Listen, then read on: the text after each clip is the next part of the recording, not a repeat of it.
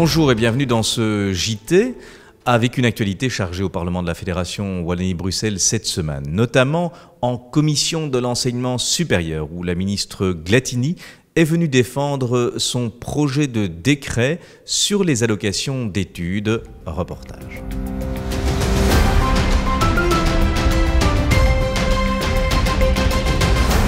En commission de l'enseignement supérieur, la ministre Glattini est venue présenter son projet de décret réglant les allocations d'études. Le texte vise la simplification et l'extension des conditions d'accès aux bourses à de nouvelles catégories d'étudiants.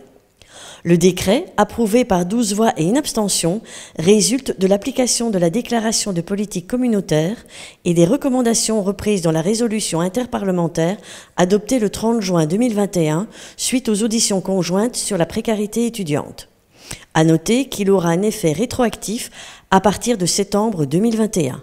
Écoutons les députés. Le plus important pour nous dans ce projet de décret, c'est qu'on élargit le nombre d'étudiants qui auront accès à une bourse d'études, puisque des nouveaux publics sont inclus dans les capacités de demander une bourse d'études. Et ça, c'est évidemment un élément essentiel, parce que c'est un pas vers la démocratisation des études. Mais un autre point important, c'est qu'on va augmenter le montant des bourses pour les étudiants qui doivent utiliser les transports en commun. Ça, c'est un élément qui est évidemment aussi essentiel, parce qu'au-delà de élargir l'accès aux conditions d'allocation d'études, c'est aussi une augmentation des seuils. Pour mon groupe, le plus important, c'est que ce projet de décret est une première étape dans la simplification des dispositions en lien avec les allocations d'études. Il y a plus de 10 textes qui concernent cette aide fondamentale pour l'accessibilité des études au plus grand nombre. Et en termes d'information, ça complexifiait véritablement la compréhension des demandeurs. En outre, ce texte permet d'élargir les budgets qui vont être alloués aux allocations d'études et aussi de pouvoir envisager l'augmentation de certaines dotations à certains publics cibles. Il y a 9 millions d'euros qui ont été mobilisés pour permettre à toute une série de nouveaux publics de bénéficier des allocations d'études.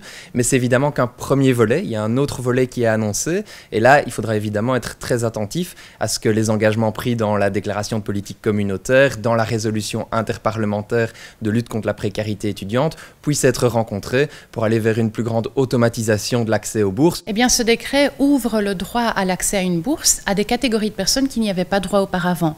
Je pense aux étudiants apatrides, aux élèves qui auraient doublé en secondaire et également aux étudiants fréquentant l'année préparatoire. C'est donc une bonne chose et nous l'avons soutenu, mais quand je vois les difficultés qu'ont certains étudiants à avoir accès à une bourse parce que la famille gagne tout juste un peu trop, je trouve qu'il faut aussi étendre les critères d'octroi à une bourse. En fait, ce projet de décret a le grand avantage de clarifier un certain nombre de situations pour les étudiants et d'améliorer la manière dont les étudiants vont pouvoir accéder à des allocations d'études. Donc ça, c'est le côté vraiment positif de ce décret. Le côté négatif, c'est qu'en fait, il a été appliqué sans avoir aucune base légale, puisqu'en fait, il ne sera réellement légal qu'à partir du 15 décembre, si tout va bien.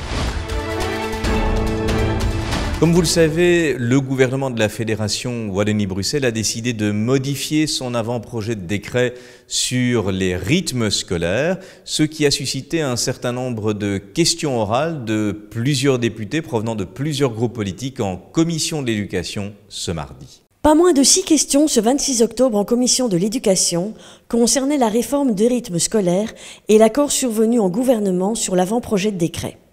Interrogée par les députés, la ministre Désir a tenu à préciser que l'enseignement obligatoire, mais aussi l'enseignement artistique à horaires réduits et les cours de promotion sociale étaient concernés par la réforme. La norme 7.2, 7 semaines de cours suivies de 2 semaines de congé, qui prévalait, sera adaptée et assouplie en 6.2 ou 8.2 selon le calendrier. Mais il y aura toujours 2 semaines de congés consécutives. Elle a aussi fait part de ses contacts avec les autres communautés, flamandes et germanophones, pour avoir un socle commun le plus large possible. Le projet de décret sera prochainement à l'agenda du Parlement. Nul doute que nous en reparlerons. Focus sur un débat qui a eu lieu en séance plénière où était adopté ce mercredi un projet de décret portant des dispositions diverses en matière de sport et en particulier la question de la place des femmes dans le sport. En séance plénière, le projet de décret concernant diverses dispositions relatives au sport a été discuté et voté.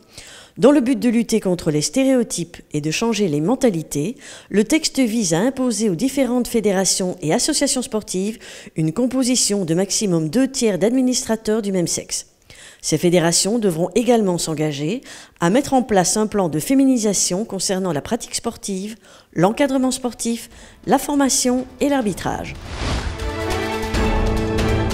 Suite au Codeco du mardi 26 octobre et l'activation de la loi pandémie, le Parlement de la Fédération Wallonie-Bruxelles s'est réuni en séance plénière ce jeudi 28 octobre afin d'examiner en urgence le projet de décret visant à modifier les accords de coopération du 14 juillet et du 27 septembre 2021 entre l'État fédéral et les entités fédérées concernant le traitement des données liées au certificat Covid numérique de l'Union européenne, au Covid Safety Key CST, le PLF et le traitement des données à caractère personnel des travailleurs.